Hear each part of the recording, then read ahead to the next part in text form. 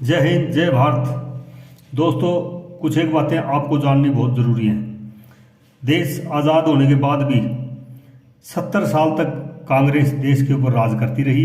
Congress as a मुसलमान और हमारे बहुसंख्यक हिंदू भाई जागरूकता के अभाव में इस कांग्रेस के कार्यकाल में, इसकी राजनीति में, इनके बहकावे में आकर के और कांग्रेस को जिताते रहे और अपने आप को एक बलि का बकरा बनाते रहे। जैसे उदाहरण के तौर पर कश्मीर से हिंदू पंडितों को भगाना, ये हमारे देश आज़ाद होने के बाद सन 1990 में भगाया गया है। अगर इसी तरह से आने वाले समय में भी अगर आप जागरूक नहीं होंगे तो आपके साथ फिर भविष्य में कहीं भी, आज भी 9 राज्य ऐसे हैं जहाँ पर कश्मीर जैसी हालात हैं, कहीं भी ऐसा कुछ भी हो सकता है। तो आप लोगों को ठीक से जिंदा और सही सलामत रहने के लिए ये बातें जानना बहुत ज़रूरी है।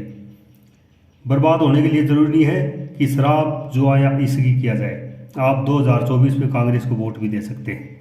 पागल वो नहीं जिसे भूत पिशाच दिखाई देते हैं, पागल तो वो हैं जिसे राहुल गांधी में देश का भविष्य दिखाई देता है। भारत रत्न का मजाक तो तब बना था जब नेहरू ने चीन से युद्ध हारने के बाद भी खुद को भारत रत्न दिया था। आपका एक गलत वोट आपके घर तक आतंकवादी ला सकता है और एक सही वोट उन्हें सीमा पर ही निपटा सकता है। जीवन आपका और निर्णय भी आपका।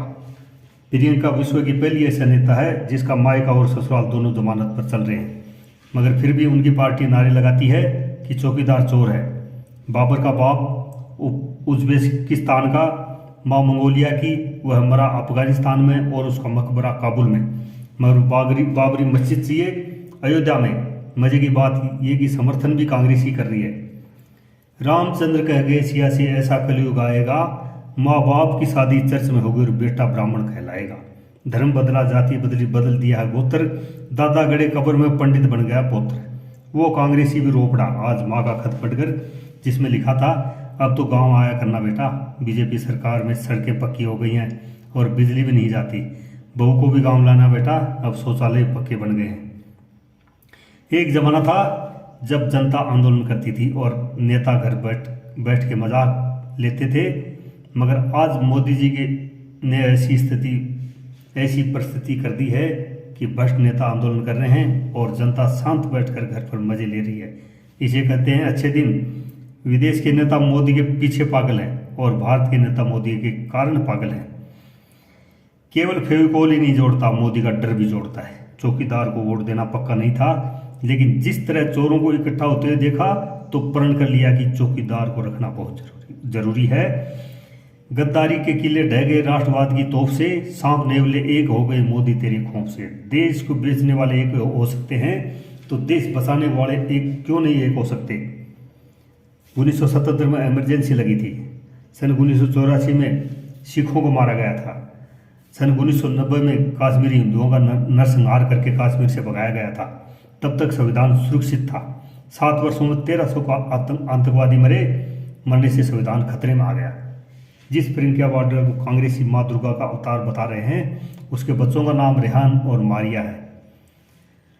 भाजपा का विरोध करने वाले 22 दलों की कुल पारिवारिक संपत्ति सिर्फ 300 लाख करोड़ रुपए है, जो कि देश का 10 साल का बजट है। एक बार गलती की थी तो 10 साल के लिए बिना आवाज का प्रधानमंत्री मिला था। इस बार गलती करेंगे तो बिना दिमाग का प्रधानमंत्री मिलेगा। विकास पागल हो सकता है परंतु पागल का विकास नहीं हो सकता। इसलिए मोदी और योगी देश के लिए बहुत उपयोगी हैं और ज़रूरी है।